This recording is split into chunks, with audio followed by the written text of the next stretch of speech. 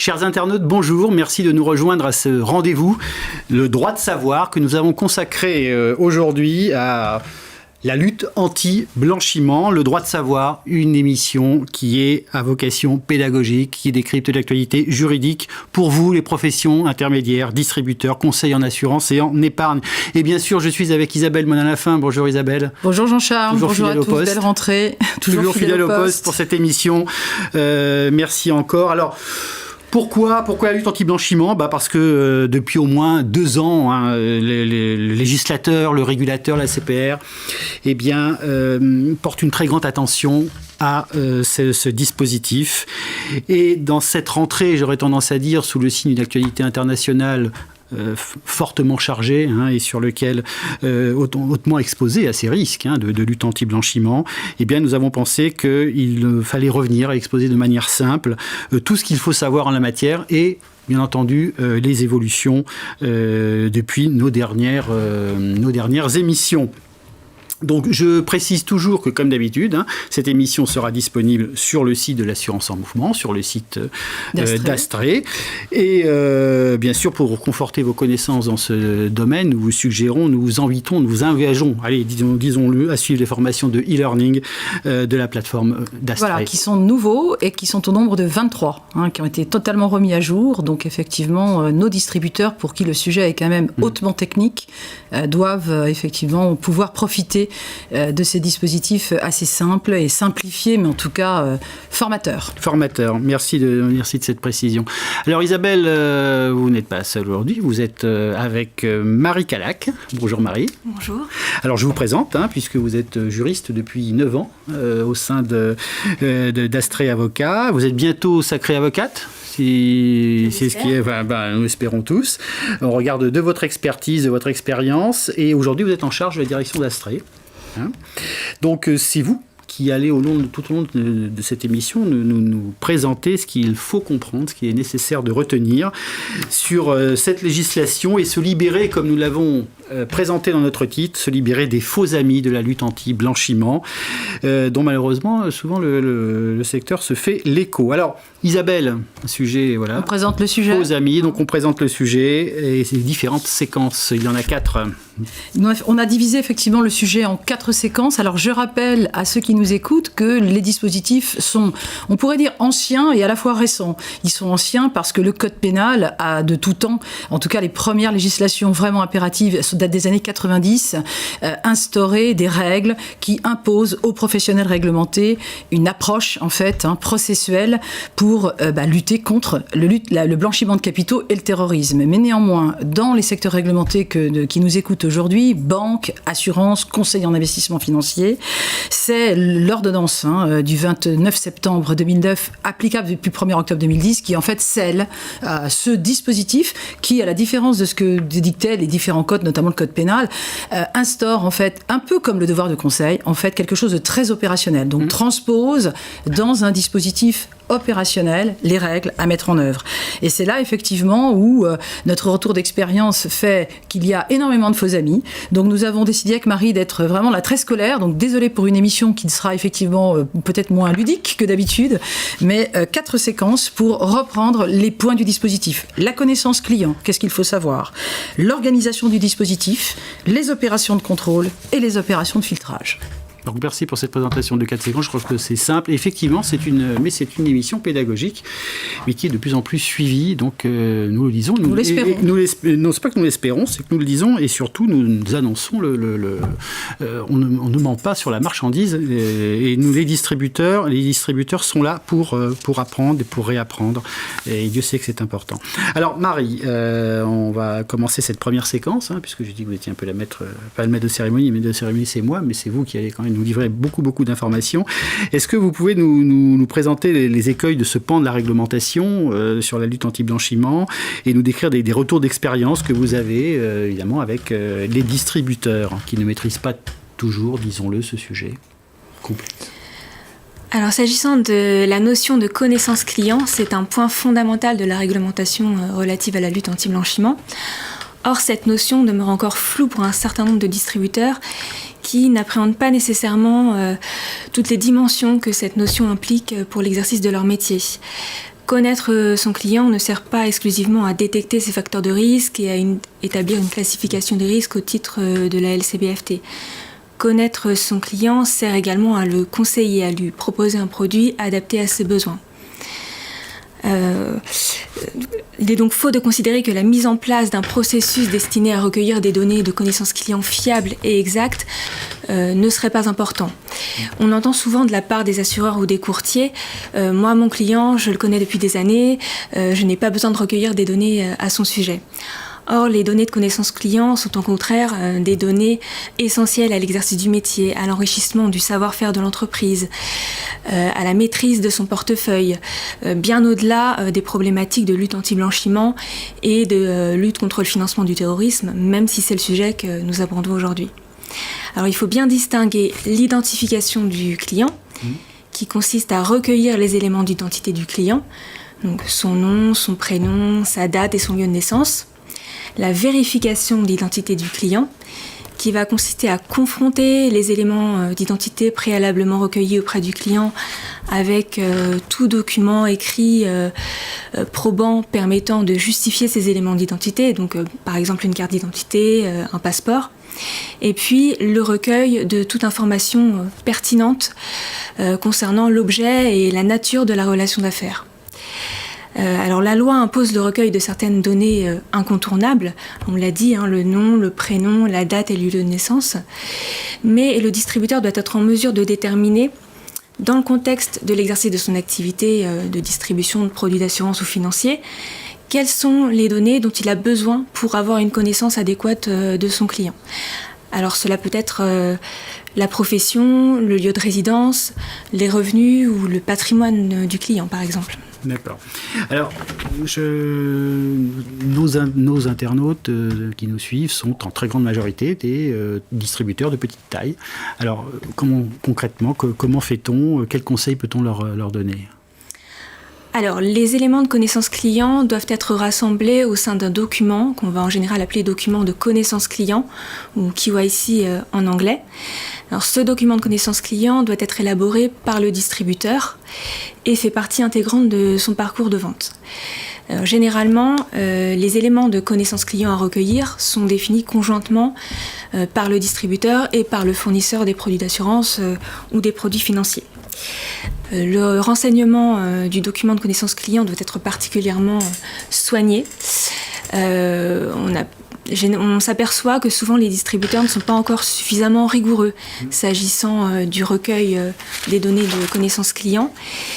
Et dans le cadre de contrôle, il s'agit de l'un des constats de non-conformité qui est formulé par la CPR. Et répondre à ce constat de non-conformité va nécessiter de mettre en place des plans de remédiation qui vont être particulièrement complexes, particulièrement coûteux. Et donc c'est pour ça que nous insistons aujourd'hui sur l'importance de recueillir des données de connaissance client fiables et exactes. Voilà, dès lors que l'on fait souscrire un nouveau contrat ou dès lors que l'on renouvelle le contrat d'un client, il faut veiller à mettre à jour ces données et s'assurer qu'elles soient exactes. Et c'est ce qui permettra aussi de libérer les autres acteurs de la chaîne de distribution de toutes les contraintes liées à la mise à jour. Alors, on parlait de retour d'expérience. Et est-ce que vous pourriez nous donner des exemples pratiques qui pourraient être, qu'on pourrait décrire aux distributeurs qui nous écoutent, qui démontrent que l'absence de fiabilité et de rigueur dans ces mises en œuvre opérationnelles, ça peut porter préjudice à leur entreprise, à leur activité? Oui, nous avons eu dans un certain nombre de contrôles à monter des plans de remédiation, principalement axés sur des chantiers gigantesques de mise à jour des bases de données clients. D'accord. Alors, ce sont des chantiers qui s'étendent généralement sur plusieurs années et qui vont nécessiter la mobilisation de tous, voire l'embauche de personnel extérieur temporaire, de façon à rattraper les écueils en fait, de systèmes d'information parfois obsolètes ou dépassés, et surtout de façon à rattraper les écueils liés à une habitude ancrée dans le domaine de la distribution, qui est l'absence de formalisation et l'absence de rigueur dans le recueil des données de connaissance client. Donc c'est pour cette raison qu'il convient d'anticiper et surtout de bien affirmer, de bien dire au distributeur que le nerf de la guerre repose sur la fiabilité, l'exactitude et la rigueur dans la constitution de son fichier client. Ce qui permettra ensuite non seulement de pouvoir analyser les besoins du client, mais également de pouvoir piloter son dispositif de contrôle en matière de LCBFT. Vous faites reconstituer la base. Voilà, et parfois, Jean-Charles et Marie, nous avons aussi ces expériences, finalement, découvrir un client, car dans beaucoup de plans de remédiation, nous avons aussi des problèmes d'identification des clients. Alors, on l'a vu pour la déshérence, le sujet de la déshérence est un sujet de clarté et de fiabilité des bases de données, mais pas que. Il y a aussi parfois des informations annuelles qui ne peuvent pas être envoyées aux clients parce qu'on se rend compte que la base de données, effectivement, est inexacte. Donc, c'est très important ce qu'explique Marie sur ce sujet parce qu'on a souvent du stock, y compris quand on est un petit. Quand on est un petit, on peut avoir peu d'affaires nouvelles ou peu d'entrées de clientèle dans l'année, mais y compris un agent général gère un stock de contrats significatif. D'accord. Alors, passons à cette deuxième séquence, maintenant, puisqu'on a vu cette question de la remédiation, c'est ça qui pourrait durer des heures. Passons à cette deuxième séquence, au fameux dispositif donc, de lutte anti-blanchiment et financement du terrorisme. Alors, de quoi parle-t-on et qu'est-ce qu'on peut constater actuellement sur la création au sein des entreprises de distribution de ce dispositif, tel qu'il est prévu par le Code monétaire et financier, en nous rappelant que ces obligations sont bien à la charge de tous les professionnels. Je voudrais bien qu'on les liste, ces professionnels, que ce soit bien clair. Oui, alors ce n'est pas une question de taille de l'entreprise, c'est une question de statut. Oui. Le dispositif de LCBFT, il est obligatoire pour les courtiers en assurance, les conseillers en investissement financier, les agents immobiliers et les intermédiaires en opérations de banque dès lors qu'ils encaissent des fonds. En revanche, sont exonérés de la mise en œuvre de leur propre dispositif de LCBFT les agents généraux d'assurance et les mandataires d'assurance. D'accord.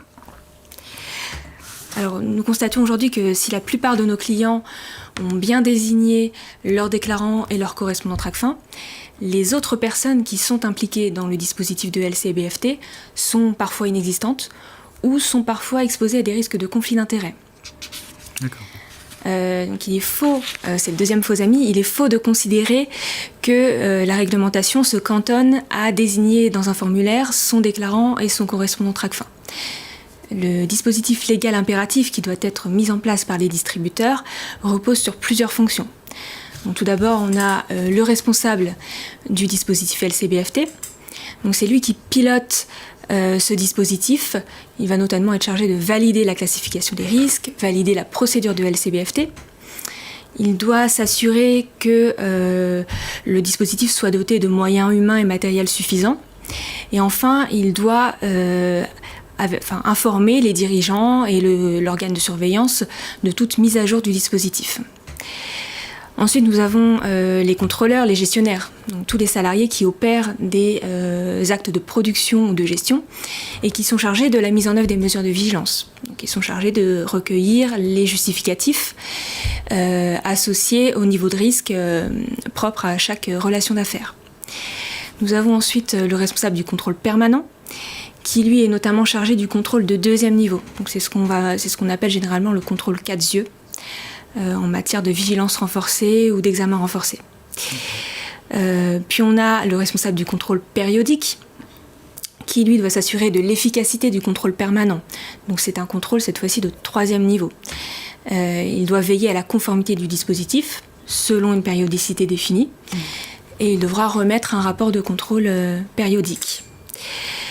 Nous avons ensuite donc le correspondant TRACFIN qu'on a évoqué tout à l'heure, qui lui est destinataire des accusés de réception, des déclarations de soupçons, et qui doit également répondre à toute demande de communication d'informations ou de pièces émanant de TRACFIN.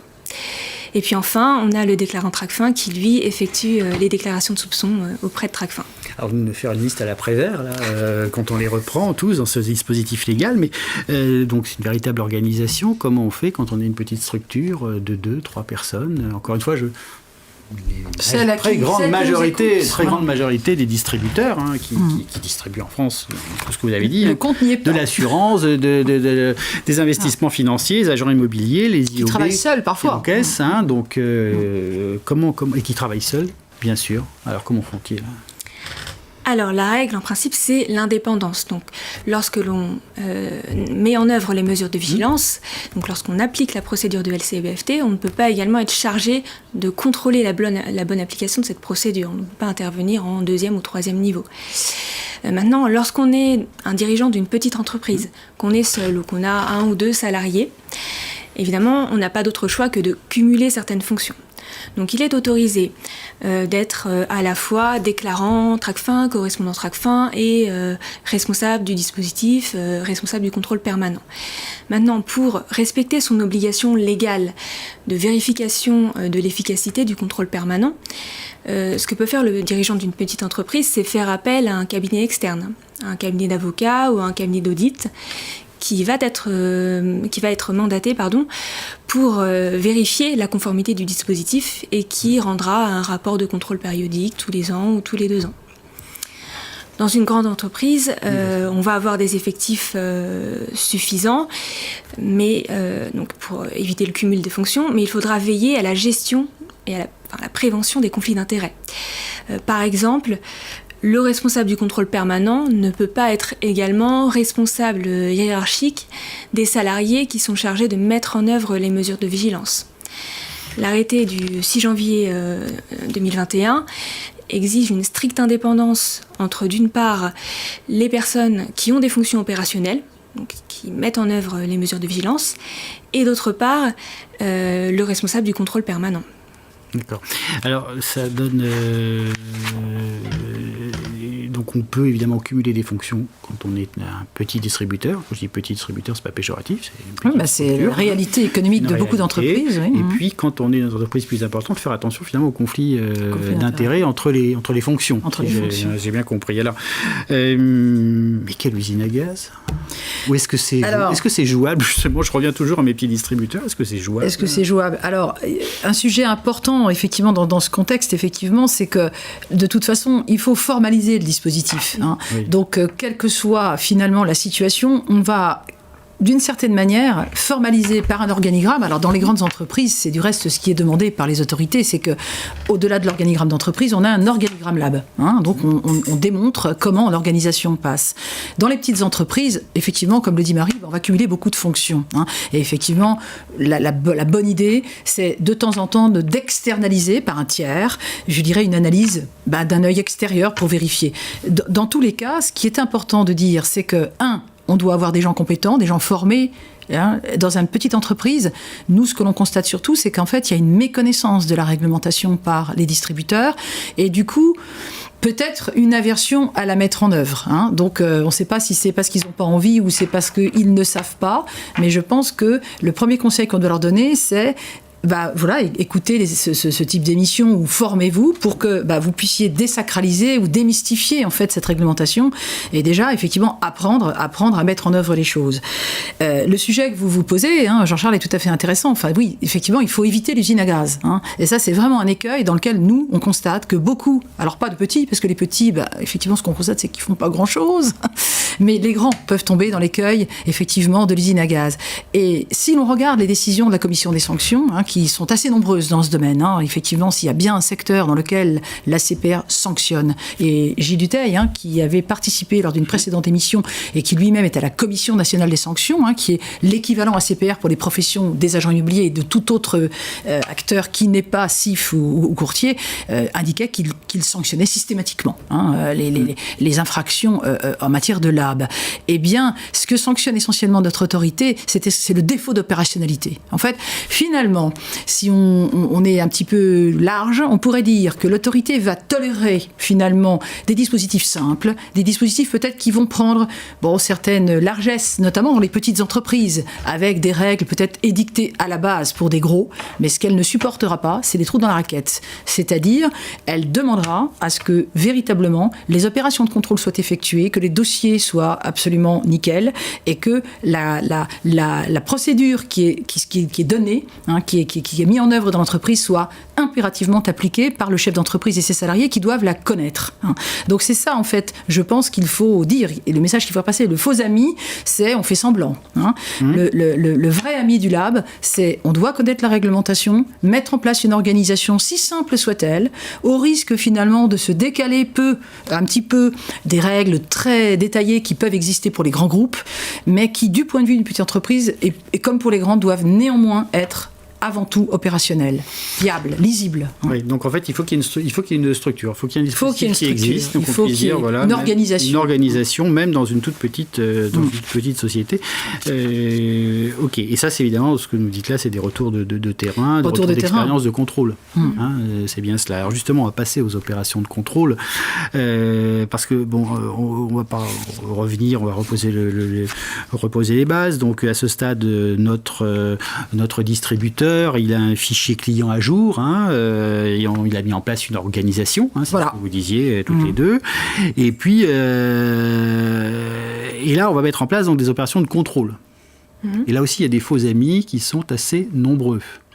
Qu'est-ce que vous pouvez nous dire, Marie, au hasard, sur cette... Oui, effectivement, les faux amis sont assez nombreux dans ce domaine et donc on a souhaité faire une synthèse assez pratique et opérationnelle des règles applicables en la matière. Ce qu'on peut dire aux distributeurs, c'est que le dispositif s'articule autour de 3 axes opérationnels. On a la classification des risques, la procédure LCBFT et la fiche de contrôle. D'accord, donc là, déjà pour moi c'est clair. Alors, je ne sais pas, j'espère. Si c'est clair pour Jean-Charles. Si c'est clair, jusqu'à pour moi, donc ça va. Alors, donc classification des risques, procédure et fiche de contrôle, c'est ce que vous nous disiez. Alors, donc on commence la classification des risques. Alors, la classification des risques, elle repose sur 3 niveaux de risque. On a le risque faible, le risque standard et le risque élevé. Et à chaque niveau de risque est associé un régime de vigilance adapté. Donc, le régime de vigilance allégé en cas de risque faible, le régime de vigilance standard en cas de risque standard, et puis le régime de vigilance renforcé en cas de risque élevé de blanchiment. Alors en cas de vigilance renforcée, on devra renforcer l'intensité du contrôle et notamment recueillir des informations concernant l'origine des fonds, la destination des fonds, l'objet de l'opération et l'identité de la personne qui en bénéficie. D'accord. Oui. Alors, là, moi je suis.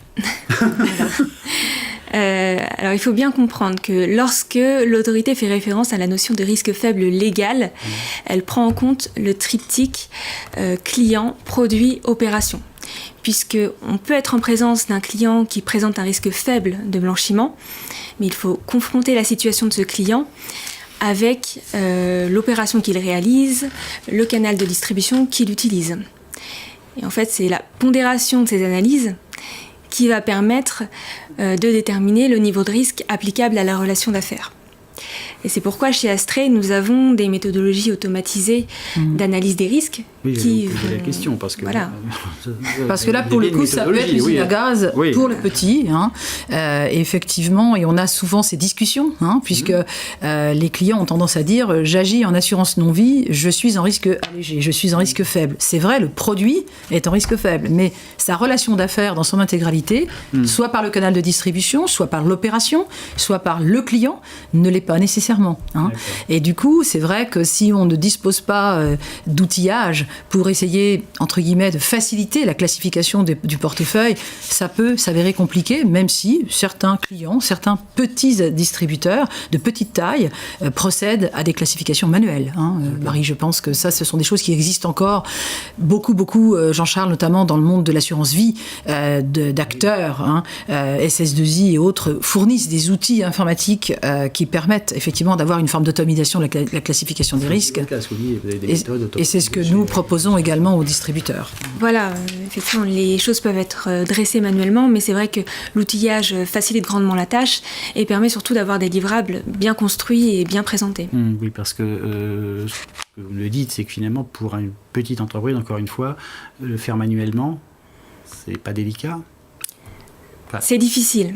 Et c'est pourquoi nous mettons à leur disposition des outils pour leur permettre de faire ce travail sur leur portefeuille. D'accord.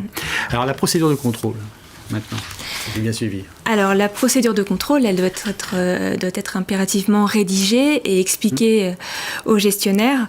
Alors, nous constatons également beaucoup de faux amis concernant ces procédures, puisque l'un des constats que nous faisons, c'est l'utilisation sans discernement de modèles de procédures qui se révèlent totalement inadaptés à l'activité des distributeurs. Et on les retrouve où? Est-ce que c'est Alors, on a eu voix quelqu'un qui, effectivement, ça nous a fait beaucoup rire, avait la procédure d'un grossiste en graines. Un autre qui avait une procédure dans un domaine industriel. Voilà, c'est cette conscience que, entre guillemets, elle veut un papier, on va lui donner son papier. Et il y a une espèce de dichotomie, en fait, entre ce que je fais au quotidien et ce que j'apprends à mes salariés. Finalement, peu importe ce que dit le papier, vous voyez, c'est ça qu'on essaie de leur dire, c'est que voilà, le faux ami, c'est que non, on ne vous demande pas un papier, on vous demande de formaliser par écrit vos règles de vie. Donc les règles de vie ont été décidées par la classification des risques, qui ont instauré des mesures de vigilance associées. Après, on l'écrit sur un papier et on dit aux salariés, voilà, dans ce cas-là, tu fais comme ça, dans ce cas-là, tu fais comme ça, mais c'est cohérent. Voilà. La procédure, elle doit être utilisée par le personnel. Quoi que ce soit effectivement inadapté, je suppose qu'il y a des choses qui doivent être très denses et finalement...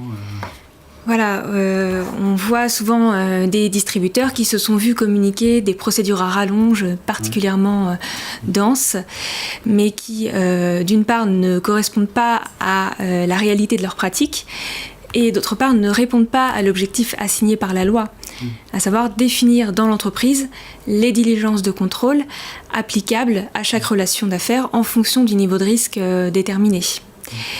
Ce qu'on voit également, c'est que les distributeurs ont des modèles de procédures qui ne correspondent pas aux produits, à la nature des produits d'assurance ou des produits financiers qu'ils distribuent.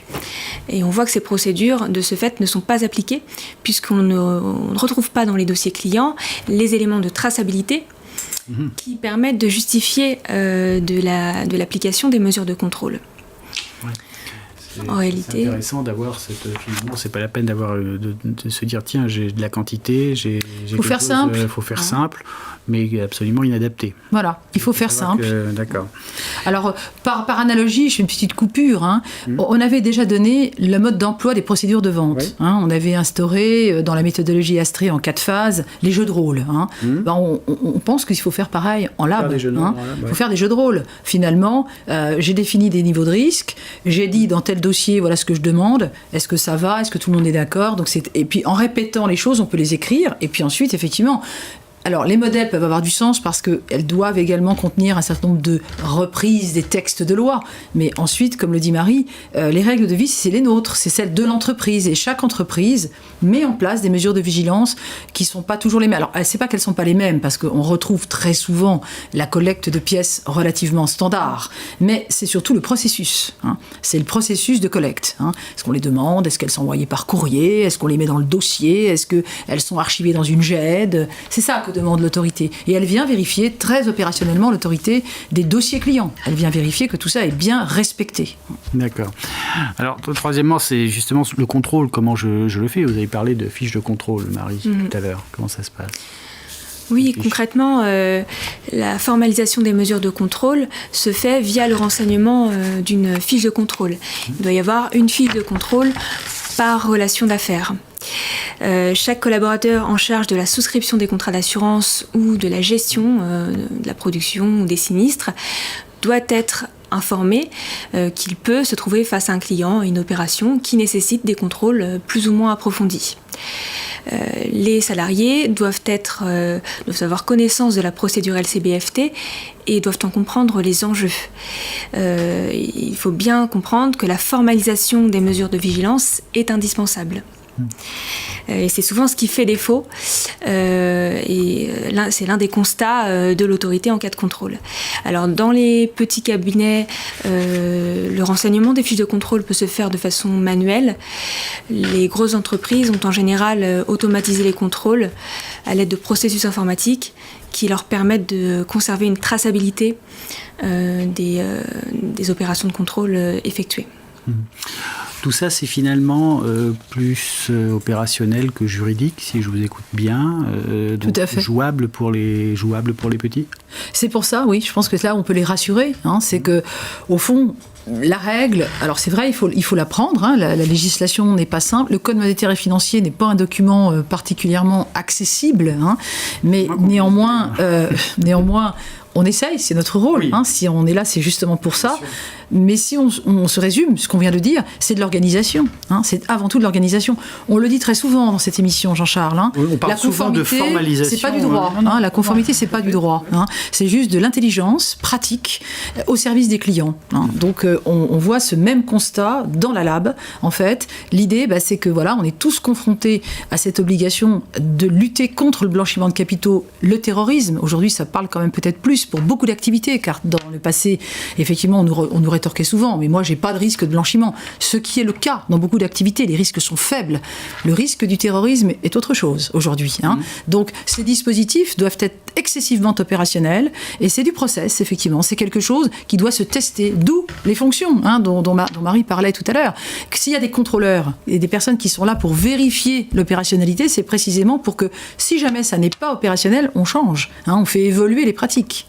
Mais c'est pas juridique, effectivement. C'est pas du juridique. Et pour un distributeur qui serait pas forcément en règle, qui nous écouterait, aujourd'hui, il se dit tiens, faut vraiment que je m'y mette. Là, aujourd'hui, il y en a pour combien de temps? Je sais pas, il peut donner des moyennes. Évidemment, c'est difficile de donner des moyennes. Mais... Alors, lorsque nous avons dans le classeur Astrée, il y a cet onglet de la lutte anti-blanchiment, dans lesquels les livrables, parce qu'en fait, on est obligé de raisonner comme ça, dont Marie a donné la description. Eh bien, écoutez, s'il s'investit dans le sujet en 1 mois et demi, je pense que les choses sont faites. Il y a un aspect toujours pédagogique de formation, on le voit dans les ateliers sur la lutte anti-blanchiment, il y a véritablement un vrai sujet pédagogique, donc on répète ce qui est dit là, on essaie de l'inculquer aux personnes, et puis ensuite on assiste effectivement les clients pour établir leur classification, désigner les personnes qui vont être en charge de ce dispositif, donc ce comité lab, alors parfois c'est une structure ad hoc, parfois comme le dit Marie, c'est juste une formation du dirigeant, qui va avec ses salariés ou sa salariée s'organiser pour répartir les tâches, et puis ensuite on met en place une fiche de contrôle. Alors la fiche de contrôle, c'est un document, alors ça peut être un papier avec des cases, j'ai contrôlé la pièce d'identité, le niveau 2, c'est des choses extrêmement pratico-pratiques, mais évidemment, pour qu'elles soient opérationnelles, il faut que les gens se les approprient. Comme on le dit souvent, on peut faire beaucoup de choses, mais à un moment donné, c'est au distributeur de s'approprier son sujet. Tout à fait. Merci pour cette... on répétera effectivement, on le répète souvent, vous le disiez, c'est une question de process. C'est une question de process. C'est finalement le cœur souvent de nos émissions. Alors, la dernière séquence, c'est pas non des moindres, parce qu'elle elle pose aussi beaucoup de questions pour l'avenir. On va parler des opérations de filtrage. Et là-dessus, est-ce que vous pouvez nous expliquer finalement dans tous les dossiers, dans ces process, que sont ces opérations de filtrage, Marie ? Oui, alors effectivement, les opérations de contrôle des relations d'affaires nécessitent également la mise en œuvre d'un dispositif particulier de filtrage des gels des avoirs et des personnes politiquement exposées. Alors, ça a d'ailleurs fait l'objet d'une précédente émission qu'on peut inviter les internautes à revoir. Les à revoir, oui, tout à fait. Néanmoins, c'est vrai que nous sommes confrontés à une actualité intense au niveau international et à des demandes de plus en plus importantes de nos clients concernant la mise en place de dispositifs de filtrage en matière de sanctions internationales et de dispositifs de détection des personnes exposées à des risques de corruption. Donc, il y a beaucoup de faux amis dans ce domaine et nous tenons à rassurer les distributeurs tout en rappelant les enjeux hautement importants de ces obligations. Alors, il faut bien distinguer 3 sujets. Il y a les mesures de gel des avoirs, donc qui consistent à geler les fonds et les ressources économiques de toute personne qui aurait tenté de commettre ou qui aurait commis ou qui aurait financé des activités terroristes. Ensuite, on a les personnes politiquement exposées, qui, elles, sont des personnes qui sont exposées à des risques de corruption et qui doivent donc nécessiter des mesures de vigilance complémentaires. Et puis enfin, on a le sujet des personnes à presse négative, des personnes dites de mauvaise réputation. Donc là, c'est un sujet bien particulier qu'on abordera tout en fin d'émission. Oui, mais qu'on abordera, parce que c'est très... presse négative. Donc, ça l'a choqué. Oui, c'est intéressant, en tout cas, comme concept. Donc, gel des avoirs, personnes politiquement exposées, et presse négative. Alors, gel des avoirs. Alors, le dispositif de gel des avoirs repose sur l'utilisation de listes officielles. Alors, ces listes sont généralement mises à disposition par les États gratuitement. Alors, lorsque l'on est un courtier français, on peut se contenter de 3 listes. On a la liste de la Direction générale du Trésor public, la liste de l'Union européenne et la liste des Nations unies. Alors on voit parfois des fournisseurs de produits d'assurance qui exigent de leurs distributeurs qu'ils intègrent de nouvelles listes. Néanmoins, il faut savoir que dès lors que l'on intègre une nouvelle liste, on va générer davantage d'alertes et donc une recrudescence des fiches de risque à traiter. Donc c'est pour ça qu'il faut essayer de rester dans un dispositif proportionné, de façon à ne pas multiplier les fiches de risque à traiter et de ne pas se retrouver dépassé par les opérations de traitement. Donc on peut se contenter des 3 listes. Quand on est en France, c'est un courtier français. Voilà. Alors, modulo, les courtiers délégataires, ceux qui reçoivent des missions des compagnies d'assurance, qui, comme le dit Marie, peuvent faire parfois l'objet de demandes de leurs fournisseurs. Mais là aussi, parfois, on a tendance à avoir des difficultés à se mettre d'accord sur des dispositifs proportionnés et discernés. Et du coup, on le voit également dans les décisions de la commission des sanctions, qui est la jurisprudence, qu'il faut lire avec beaucoup d'attention. Eh bien, beaucoup d'entreprises se font sanctionner pour ne pas avoir traité leur fiche de risque. Donc, il faut bien faire attention dans le choix des listes et ne travailler effectivement que sur les listes sur lesquelles on est obligatoirement assujetti. Donc, c'est là où on est établi et c'est là où sont les clients. Donc, la plupart de nos auditeurs aujourd'hui travaillent en France et s'adressent à une clientèle française. Ce sont des listes accessibles gratuitement et remises à jour. Alors, du coup, on a aussi beaucoup de sujets, Marie, sur la fréquence. Quand on filtre, on filtre avec les listes officielles et on filtre combien de fois? Voilà, ça c'est des questions qu'on a beaucoup en ce moment, Marie. Et alors, on filtre combien de fois? Alors, nous sommes effectivement souvent interrogés sur la cadence de filtrage. Alors, ce que l'on sait, c'est que l'autorité, et ça a été confirmé par des décisions de la commission des sanctions de la CPR assez récentes, l'autorité exige que le filtrage se fasse à chaque mise à jour des listes de gel des avoirs. L'autorité n'admet pas que les procédures fixent des cadences de filtrage figées, hebdomadaires, mensuelles ou annuelles. D'accord. Alors ce que l'on sait à l'aide des données qu'on a pour l'année 2022 et qui nous ont été fournies par la Direction générale du Trésor public, c'est que compte tenu de la situation que nous vivons en matière de terrorisme et plus récemment la guerre en Ukraine, la mise à jour des listes se fait tous les 2 ou 3 jours environ. Donc c'est pour ça que nous préconisons une cadence de filtrage quotidienne, de façon à s'assurer que la passation d'une opération n'échappe pas à la vigilance de l'entreprise. Et c'est une obligation de résultat? Voilà, c'est pourquoi. Parce que cette spécificité sur 562 du Code monétaire et financier relève d'une obligation de résultat. Et c'est vrai que ça enquiquine beaucoup nos distributeurs, mais malheureusement, on n'a pas d'autre solution, en tout cas pour le moment. Car les mises à jour ne sont pas, en fait, quelque part programmées. Les États, que ce soit même la DGT, mais surtout l'Europe, les États européens, l'ONU, voilà, on reçoit des notifications la nuit, le jour, à n'importe quelle heure. Donc les mises à jour, on peut pas les appréhender, y compris même si on disait par exemple c'est tous les 2 jours, mais qu'on était sûr que la mise à jour tombe à 9h, on pourrait prévoir des filtrages peut-être un petit peu moins, si vous voulez, importants, ou en tout cas, mais le filtrage quotidien en l'état actuel nous semble être la seule solution. D'accord. Alors parfait, donc pour en tout cas le gel des avoirs, les personnes politiquement exposées, nos fameuses PPE aujourd'hui, comment ça se passe?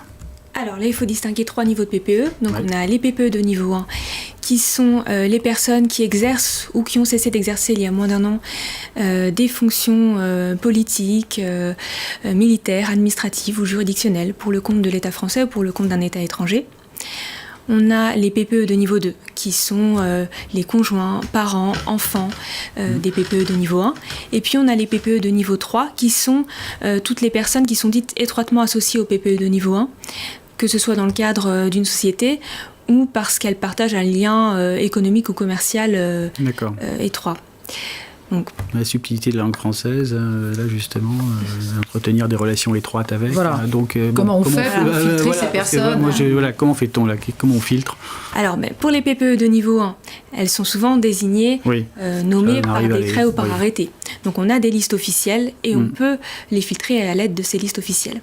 En revanche, pour les PPE de niveau 2 et de niveau 3, évidemment, nous n'avons aucune donnée officielle, aucune base de données.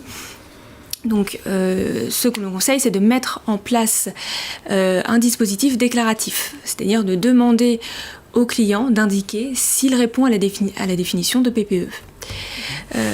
Puisqu'en effet, il est illégal de constituer des bases de données non officielles. On ne peut pas, sous prétexte que l'on a vu sur Internet, sur les réseaux sociaux, que telle personne était peut-être la compagne de tel député, on ne peut pas intégrer cette information dans son système informatique. C'est contraire à la réglementation relative à la protection des données personnelles. Les autorités nous disent en fait qu'effectivement, il faut prendre en compte un certain nombre de données. Donc, comme on l'avait vu lors de notre émission avec Gilles Dutheil, googliser une personne est quelque chose de possible, et d'ailleurs tout le monde. Mais ensuite, il faut s'adresser à cette personne pour, quelque part, valider une opération ou valider une classification. Voilà. Donc, effectivement, le travail sur les PPE est un travail qui est d'ailleurs confirmé dans les lignes directrices de la CPR et je crois du TRACFIN, qui est un travail dans lequel on dit il y a plusieurs manières de détecter une PPE. Il n'y a pas que les opérations de filtrage. Et nous engageons nos auditeurs, nos distributeurs à être extrêmement prudents sur la manipulation des listes non officielles, compte tenu d'une recrudescence importante de contentieux initiés par des personnes qui se trouvent être insérées dans ces listes et qui, en fait, se demandent comment elles ont pu y être et que des données les concernant y soient. Parce que ces listes sont vendues. Ces listes sont établies, effectivement, et vendues, fournies aux assureurs et aux banquiers, qui est de bonne foi, j'allais dire, au départ. Voilà, parce que quelque part, ils interprètent aussi la réglementation. Parfois, est-ce qu'on n'est pas dans une surinterprétation? Mais néanmoins, oui, elles sont effectivement utilisées aujourd'hui essentiellement par les organismes et donc, du coup, par les distributeurs à la demande des organismes. Dans certains cas. La PPE, filtrage PPE, obligation de moyens. Oui. Il faut le rappeler aussi. À l'inverse du gel des avoirs, c'est une obligation de moyens et non pas une obligation de résultat. Alors, cette émission touche à sa fin, mais on va garder le meilleur pour la fin. J'ai entendu dire, effectivement, que les autorités européennes s'interrogeaient sur la prise en compte d'informations fournies dans les médias pour justement faire ces opérations de filtrage. Et vous parliez tout à l'heure de presse négative. C'est de cela donc, que vous évoquiez, Marie. Voilà, nous sommes en effet alertés par des sollicitations de plus en plus importantes de la part de nos clients concernant la légalité de la constitution de listes de personnes physiques ou morales qui sont désignées comme des personnes à mauvaise réputation d'après les informations disponibles dans les médias. Alors, la notion de mauvaise réputation est tellement aberrante que seule une terminologie anglaise fait passer la pilule. Et donc souvent, ces listes sont appelées listes de négative médias ou adverse médias. Alors, il est vrai qu'un règlement européen est en cours d'élaboration, mais ce règlement européen n'invite absolument pas les distributeurs à constituer des bases de données non officielles concernant des personnes qui auraient mauvaise réputation parce que, par exemple, elles auraient fait l'objet d'une condamnation judiciaire par le passé ou parce qu'elles seraient proches d'une personne ayant été condamnée. Le règlement européen invite simplement les distributeurs assujettis aux obligations de LCBFT à prendre en compte les informations disponibles dans les médias. Alors, il est important de souligner qu'il y a eu une alerte de l'EDPP, donc qui est, c'est-à-dire la CNIL et tous ses homologues européens. Bien, oui.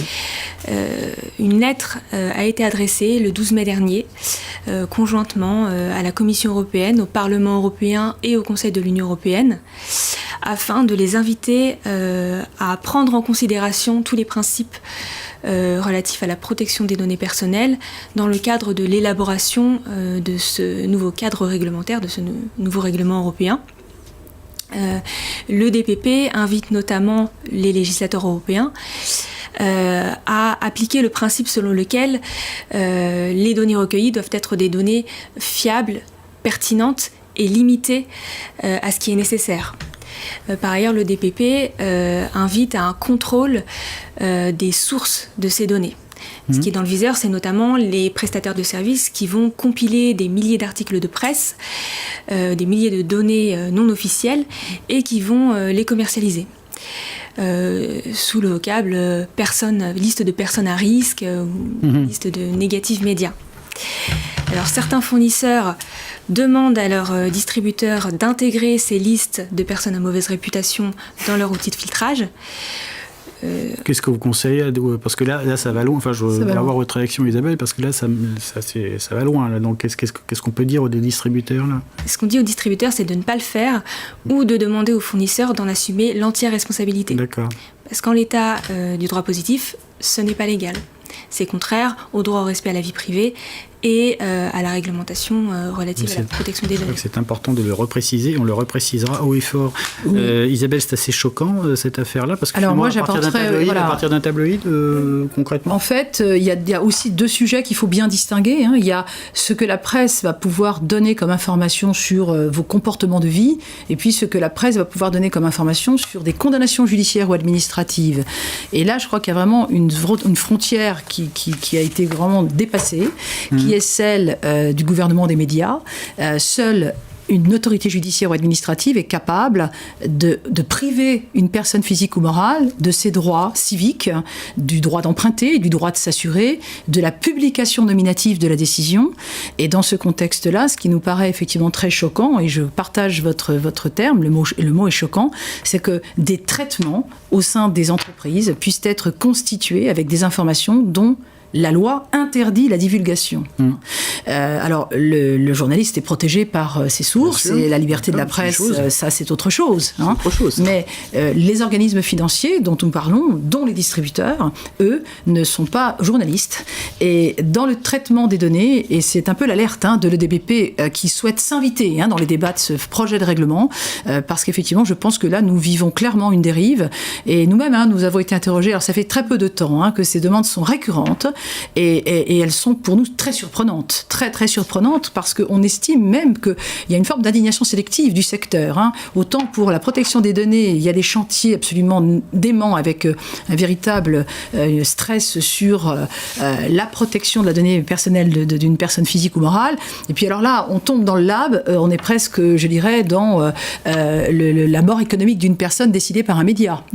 Alors on a beaucoup de témoignages, Jean-Charles, sur la presse, de personnes physiques. Alors, bon, on a la reine de Belgique, enfin l'héritière, une des héritières de la fille adoptive. Légitime du roi de Belgique, qui a mené la fronde en Belgique et qui a été à l'origine, du reste, effectivement, de ce procès en reconnaissance de paternité, parce que cette personne était, en fait, morte économiquement. Mais nous avons beaucoup d'exemples dans l'actualité française d'hommes politiques, de personnes qui ont été jugées par la justice, qui ont payé leur dîme à la justice et qui se trouvent aujourd'hui en grande difficulté pour emprunter, pour monter des entreprises, pour être rassurés. Donc, nous pensons effectivement que nos distributeurs doivent avoir de ce point de vue-là un discernement. Et ce discernement... Est-ce qu'on peut leur conseiller, si toutefois on peut leur conseiller quelque chose? Eh bien, leur conseiller, voilà, comme l'a dit Marie déjà, de ne pas enfreindre la loi. Oui. Donc, si ces demandes leur sont faites, de ne pas les assumer, c'est-à-dire de dire moi je ne le ferai pas. Mais je pense aussi, j'ai envie de le dire, il y a un aspect moral dans cette affaire-là. Donc, c'est ce qu'on appelle le principe de la baïonnette intelligente. On a tous un comportement éthique et moral à mettre en œuvre. De troisième part, je pense qu'il serait important qu'il y ait une concertation de place sur ce sujet. Je pense que c'est un sujet hautement important et pourquoi pas, à nos autorités, en concertation bien entendu avec les acteurs, il y a des nécessités. L'idée n'est pas non plus de n'ignorer que la lutte contre le terrorisme, la lutte contre le blanchiment de capitaux est un vrai sujet, mais il faut peut-être édicter des lignes directrices pour que les comportements des acteurs ne soient pas déviants et surtout illégaux. Eh bien, nous finirons sur ces bonnes paroles et nous avons souvent mis en avant la question justement de ces listes dans les opérations de lutte. Nous l'avions évoqué avec Gilles Dutheil dans la précédente émission. Nous en avons parlé ailleurs et avec vous, et c'est un sujet. En tout cas, merci à tous de nous avoir suivis. Donc, une émission encore une fois pédagogique, bien séquencée, que je vous invite évidemment à voir et à revoir, à arrêter sur chaque séquence presque. Allez, nous formons-nous tous sur cette lutte anti-blanchiment. Et je vous dis à bientôt pour un autre droit de savoir avec très grand plaisir. Merci Marie Calac, en tout cas d'être venue aujourd'hui, et j'espère à très bientôt sur notre plateau. Isabelle Monin-Lafin, et bien à la prochaine fois. Aussi, à la prochaine fois. Au revoir à tous. Passez une très bonne fin de journée. Merci, au revoir.